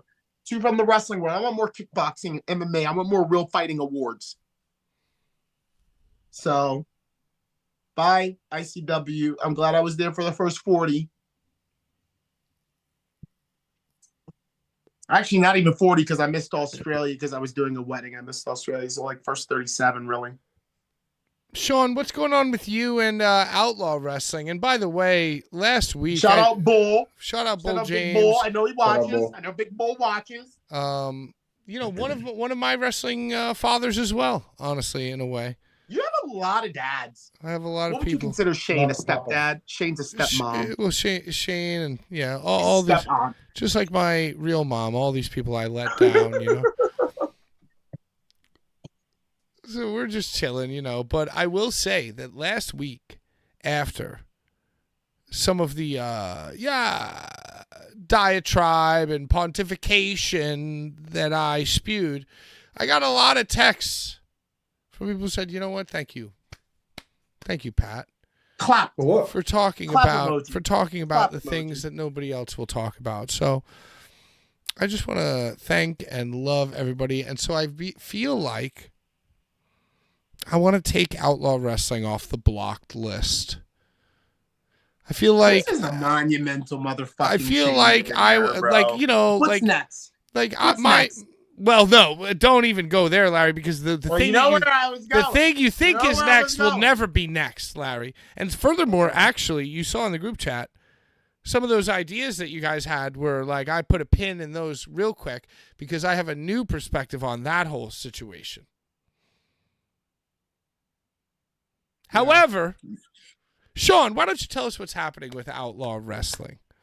Not much. We just got done doing a weekend-long, gig. We had a show in Captain Lawrence Brewery. And then the next day we were in Liberty, New York at the Bridge and Tunnel Brewery. So we make towns, Where are those 2 breweries exactly in New York? Yeah, one is in Westchester, the other one is Liberty, New York. So going upstate New York, like towards the mountains. So Westchester, like near where the Clintons live. I guess if they had Sean, is it near the Clintons? I'm not sure. I know it's near Snapple. Oh, It's right across the street from a Snapple distillery. I feel like the Clintons have shares of Snapple, probably. I wouldn't be surprised. But yeah, the Clintons live in the very opulent part of Westchester where the homes are like $3 million a home. Oh, so no, we're definitely in the opposite side of it. But Captain Lawrence Brewery is dope. It's a really, really nice brewery. Like they have like a speakeasy on one side, then they have the bar, and then they have the warehouse room where we have the show. So that's always fun. And then the other one is it's in Liberty, New York. It's a nice little trip up there. It's legit cold. Like you wouldn't think that you're in the spring. That's how cold it is up there still. It's bear country. Yeah, just about. Like Bear Mountain is right near there. So Wow. yeah, The it's dope. Adirondacks. The Adirondack. Yeah, you know who's from Bear Mountain Who's that? is Bear Bronson and Bear Bronson and Bear. No, Bear you're Bronson lying. and Bear. You're lying. You know them there in Boulder AEW. and Bronson. Boulder and Bear Bronson. Bronson and Bear Boulder. Bear Boulder. Bronson and Bear Boulder. Bear Country from Bear Mountain, New York. Country. No. Remember them? Yeah. Did you guys catch GCW at all this weekend? What did I see? I saw. I think that was From Friday. Yeah, that was GCW. Friday night. What did I see from GCW? Nothing. Um, Marcus is in Japan. I saw Marcus is that. in Japan. Yeah. Danhausen fought That's you Blake filled me in on this, Christian. Sean. You were the one that gave us the Iggy. Yeah. This So shit. Blake Fill us in. like Fill this- us in. So the whole Blake Christian shit, like I was so bothered by it because when he won the title, it was like, why the fuck did they give it to Blake Christian? What's the direction of the company, right? So then there's like, oh, we're in this whole PG era of the company. So it's like, okay, you're either following the Blake Christian storyline or you're following Mance and Effie, which started in Tampa Rumble weekend, right? Yeah. So it's like you're either following one of those stories. So like with the world title situation, Danhausen fought Blake Christian. Danhausen won, but out comes Cardona, and Cardona's like, I'm the commissioner, blah, blah, blah. There's not going to be a title change like that under my hands. So Danhausen doesn't wind up winning the Dusty. belt. They did a Dusty. They did a Dusty on it. But like I was telling this to A quasi to Dusty. Larry. I was telling Larry the way that they did the Mance and Effie match was just like so old school. Like Larry has said, Sergeant Slaughter, Madison Square Garden, like straight brawl. And that's literally what it was. Like they brawled. It wasn't a match. There weren't hip tosses or vertical suplexes or backdrops. Like there was an old school Florida pro wrestling brawl.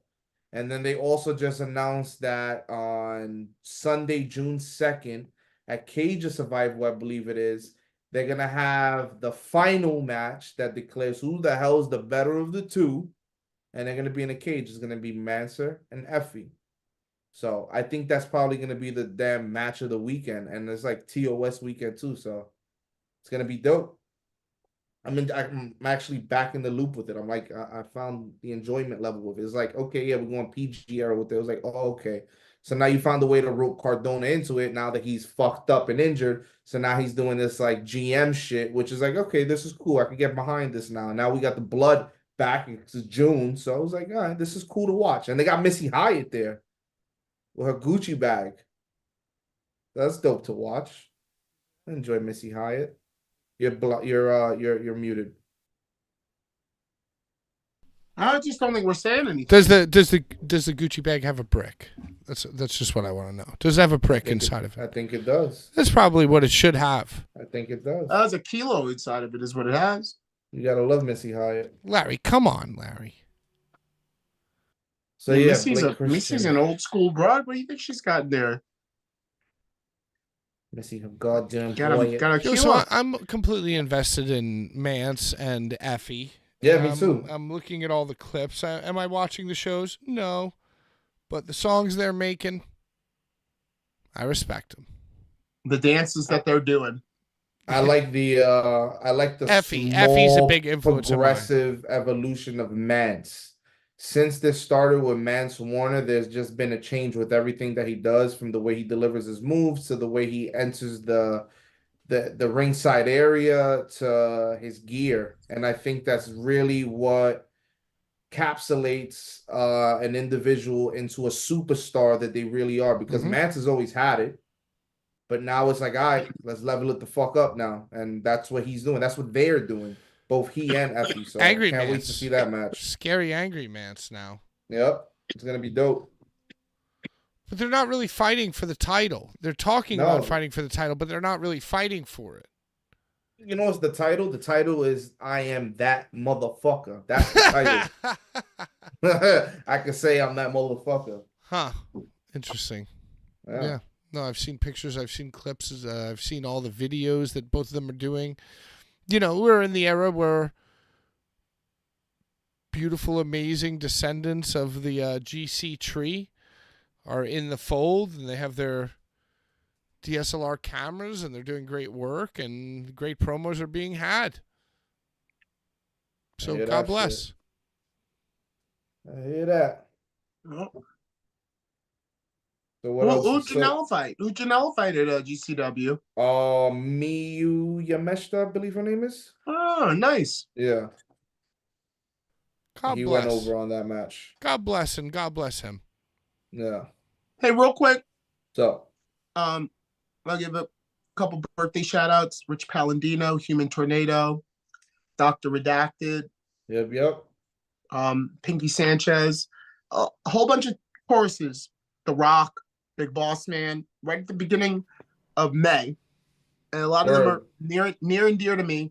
And also, while I have a moment to be serious for a moment, because whenever I get birthday shout outs, I'm very serious about it. I also want to mention the passing of pro wrestling young upstart Dick Dynamo, Brandon Holleran from the Maryland area. Yeah. Don't really know much about it. But y'all, I had the opportunity to actually announce him not too long ago. One of Riddle's first forays back into the indies was an MCW show, and the regularly scheduled MCW announcer had a wedding or something. So they, I'm a legacy MCW guy. That's where I started my whole career. They were like, Larry, can you drive on out here to Hollywood and do our show? Hell yeah, I can. I got to announce a lot of new young MCW guys, and one of them was Dick Dynamo. And from Larry Legend, you guys have to imagine how much I was relishing in announcing this kid to the ring, just because I got to say that alliterative name that I can really punch the D and punch the D and give him the old heave ho. So from one professional to another, my condolences to his family and his friends and the entire wrestling community. But yeah, I want to just shout him out real quick on the cast, because I know people watch, and it's really sad to ever wake up to that text or that call. I'll never forget the call I got from Ruckus about Danny Havoc, and I'll never forget coming across DK Meadows from CZW, who during the pandemic all of a sudden just, seeing condolences. So I just want to say that real quick while I mention all them people that are celebrating life, celebrating another year on this earth. I got to mention Brandon, because it's a real tragedy. 26 years old. A baby. Pretty much. But in the little bit of time that he had on this earth, he actually had multiple different deals in MCW and had moved into CZW. Yeah, he tagged with Man Bun over there, Pat. Well, one of the reasons. Yeah, one he of the was reasons tagged with Man Bun. Well, one of the reasons it was kind of, and I don't mean to diminish his passing, but one of the reasons it's kind of in a big story is because the kind of like sensationalists of it like to attach CZW to death. CZW has a very long list of like people who passed away young. And then they'll do those top 20 list of CZW guys who died. Brain Damage, Mitch Ryder, fucking Danny Havoc. And now, even though this guy, Dick Dynamo, was a part of the new CZW, I feel like in a lot of ways it was covered so much because it's like, another meth heroin CZW guy probably is what people look at when they just see the headline. They're like, CZW. Whoa. No wonder he's, and they have no idea what they're talking about. So yeah. It's tragic, there. And I want to shout him out and send my condolences to the entire wrestling community from one pro to another. Well, I don't think we need to clap for it, bro. No. But if we had a bell, if we had the bell, I don't have a bell. I'd do the 10 bell. Shout out to him though, man. Shout out. And what a name, Dick Dynamo. Come on, Dirk Diggler, Larry Legend, Pistol Pete, Rick Ross. Come on, Dick Dynamo. Come on, Rick Rude. It rings. You don't forget that shit. You don't forget that R. You don't forget that LL. You don't forget that DD. You don't forget it. So Danny DeMonto. I'll even give the devil his due. Hey, we got about 15 minutes left in the show. Do you guys want to talk about WWE Backlash in France, or do you want to argue about Bryan? I'll say this about Backlash. That is the one thing out of the entire weekend that I'm the least up on. So I would love to hear about Backlash. I heard it was like the best crowd in the history of wrestling. Well, yeah, they need to utilize the European fan base. It is something that they've had for quite some time, but never really touched base on. In the mid-90s, 95, 96, 97, you'd see clips of like the Kuwait tour in 96. You'd see them on their Rampage tour in 97, hitting Germany, hitting France and stuff like that. But you weren't really getting video footage of the actual show and how like riveting it is. This past Saturday, they put on a show in France where the fans shook the building to the point where the camera was shaking. The hard camera was shaking. It was a work. It was insane. It was insane, bro. The match, they had Damian Priest and Jey Uso. They had AJ Styles and Cody Rhodes. They had Jade Cargill and Bianca Belair win the tag titles. it was wild. It was wild, but you could get into that more on Thursday with Pat on his shitty show, the flagship show. Hey, you know what, Sean?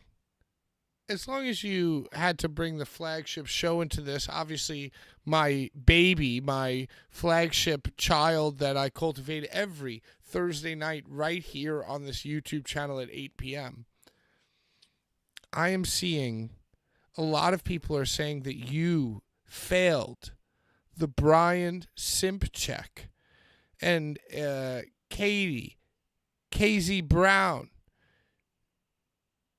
Bren are all saying, argue about Bryan.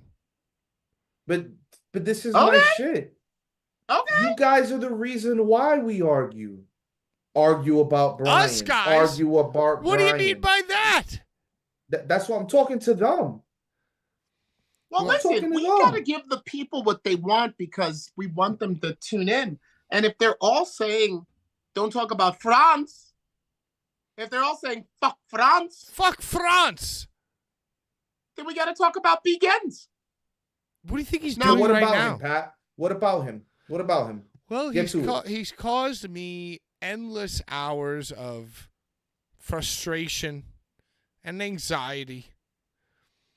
And I even think the canceling and firing of Bryan led to a potential hit out on me even. You know, like Sean, you were saying that there was a hit taken out on you, that you were getting side-eyed at the shows for Bryan.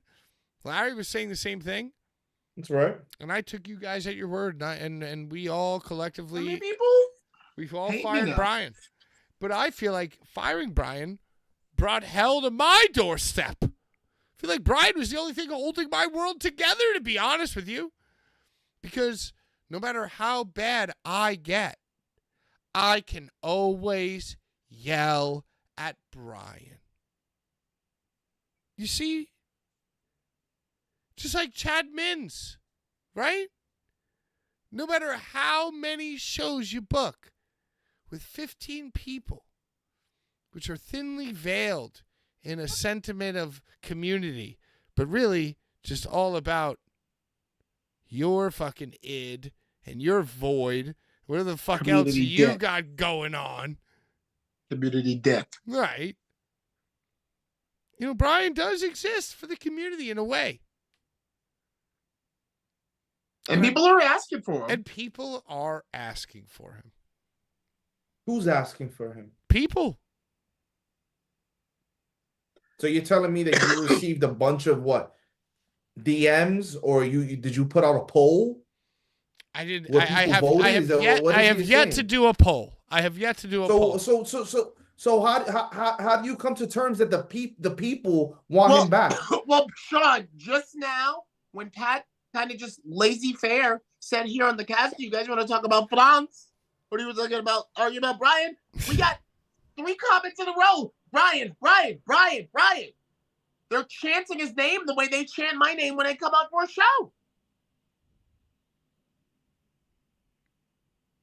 I just think for episode 100, maybe we should just set up a situation where he's like, Andy Richter.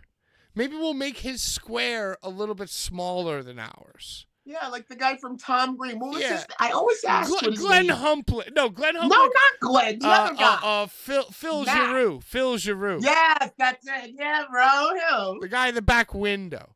Maybe we could set up a Brian back window situation. Sean could take a piss on it if he wants, because he'll be of normal square size. He Sean, doesn't even want to hear his name. your square will be dominant, Sean. He doesn't want to This hear is his name. bullshit. You screwed me. Larry screwed me. Brian screwed me, and nobody does a goddamn thing about it. You sound like Bret Hart. You sound like Bret Hart, dude. You said that your shows at Outlaw went swimmingly.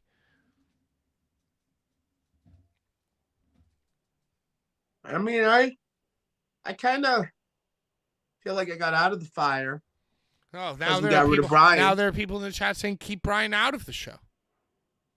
That's what I'm saying. It's a divisive. You know what it is?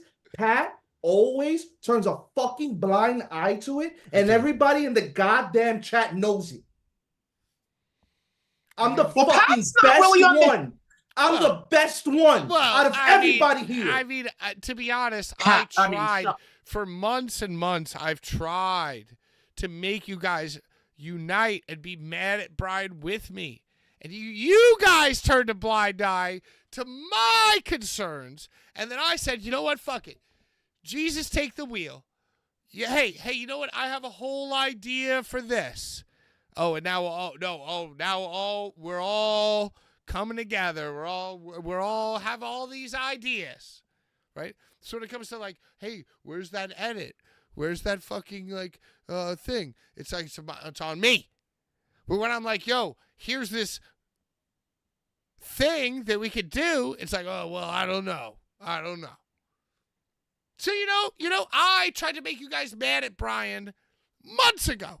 Last summer, I was saying that Brian was a problem, and you guys turned a blind eye, and I felt like the asshole.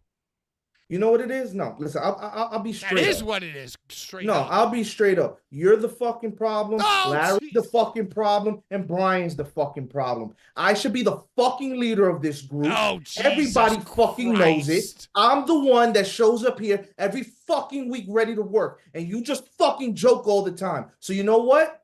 Bring him back next week. We are going. However the fuck you want to have. Now we're going to. Now, 100%, the entire show will have Brian. Just because screw you and your stupid comments. No, it's a with joke. Your everything sunglasses. Though. It's a joke. Everything.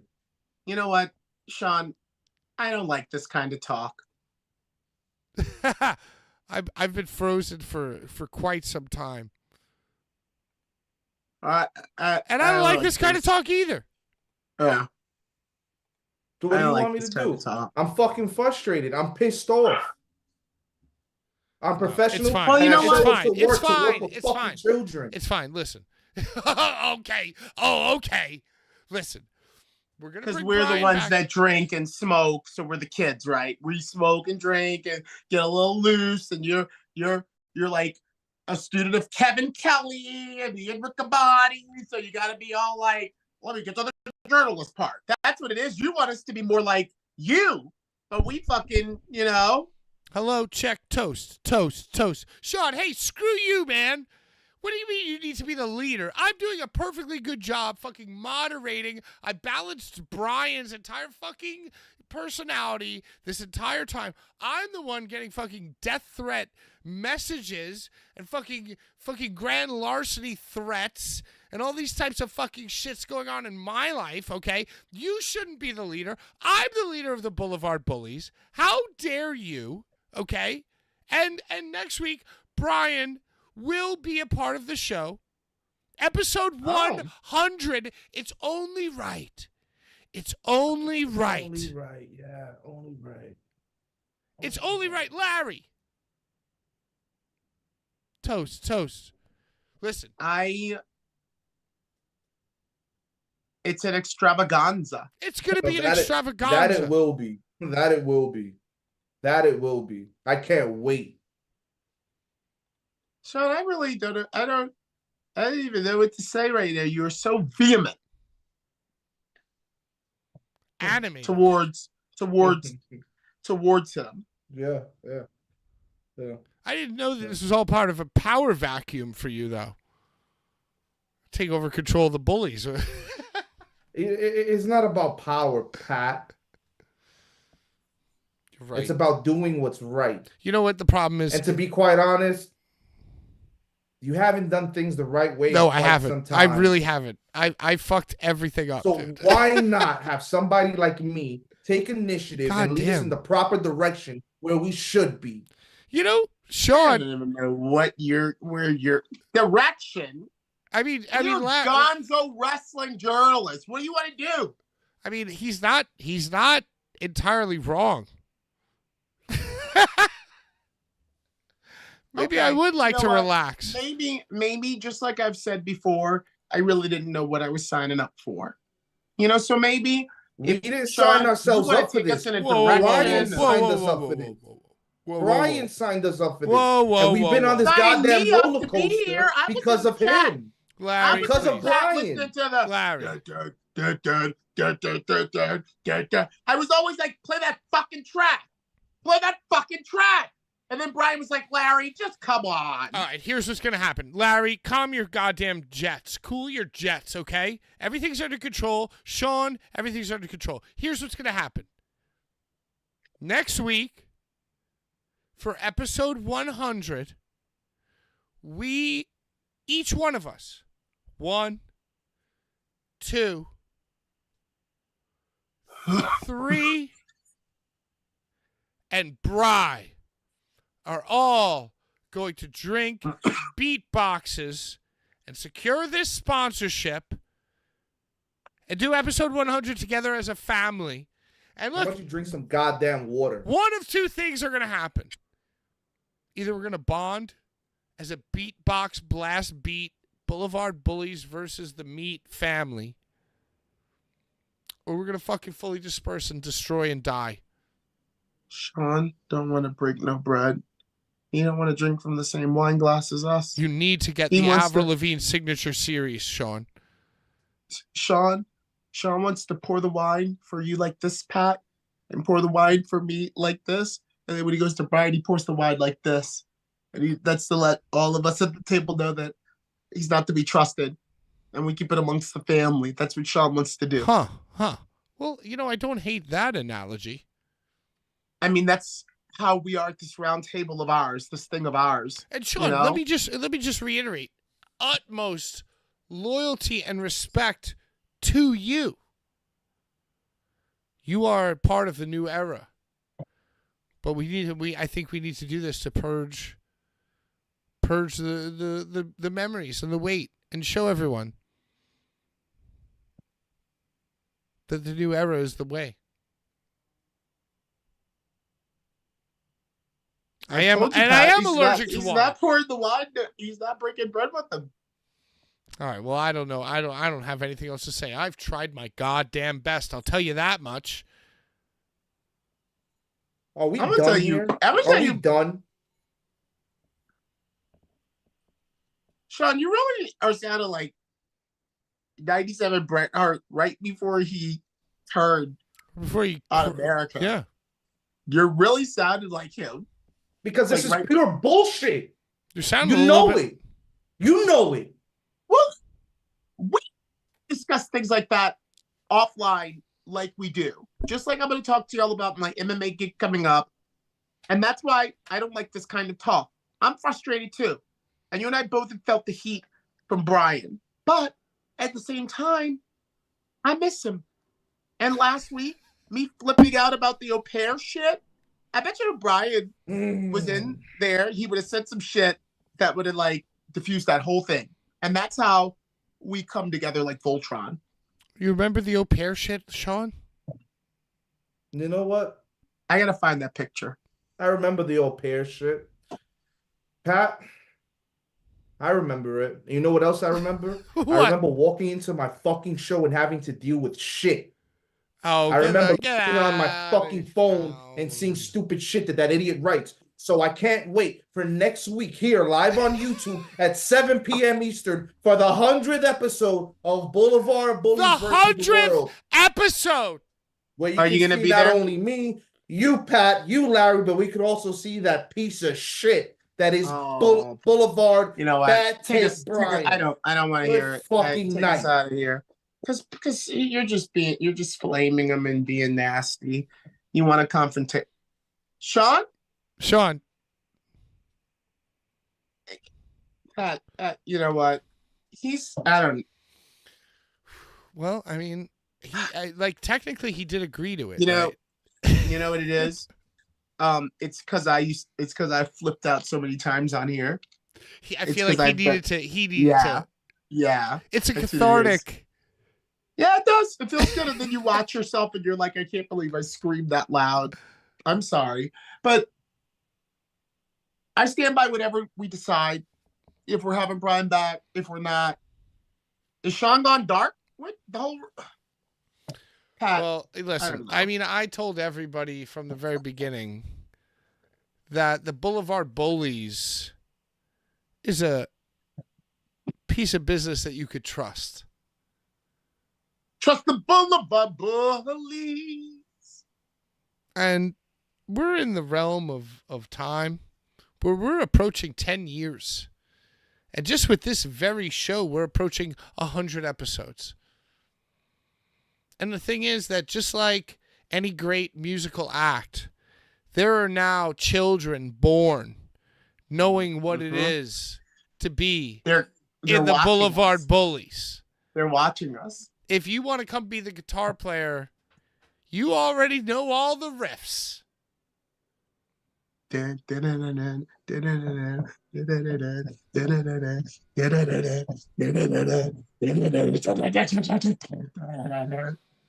And whether Sean likes it or not, next week, episode 100, dude. And you cannot cancel me. You can't cancel Larry. You can't cancel Sean. And you can't cancel Bri for one simple reason. We don't quit. don't even know how to. We aren't even tired. I'll gag myself before I quit. Let's gag ourselves right now. Hey, to all our enemies, die slow.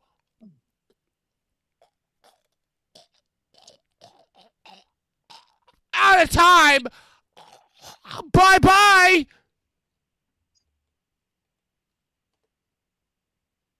Can you believe he left? He didn't even gag himself. Yeah, no. We totally gagged ourselves. We totally gagged ourselves at the show. And Sean left. And hey, even if it's just me and you gagging ourselves for the next 100 episodes, why the fuck not?